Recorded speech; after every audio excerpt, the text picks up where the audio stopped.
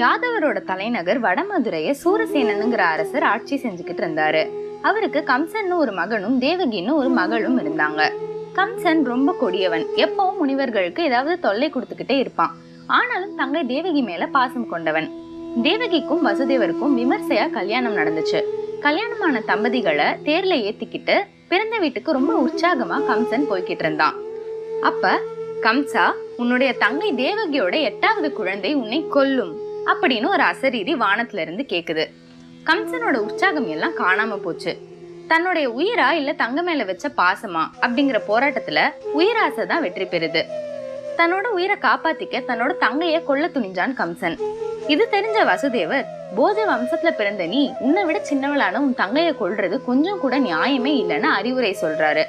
கம்சன் அதையெல்லாம் கேட்க தயாரா இல்லைன்னு தெரிஞ்சதும், எங்களுக்கு பிறக்கிற எல்லா குழந்தைகளையும் உன்கிட்டயே கொடுத்துடுறோம்னு வாக்கு கொடுக்கறாரு.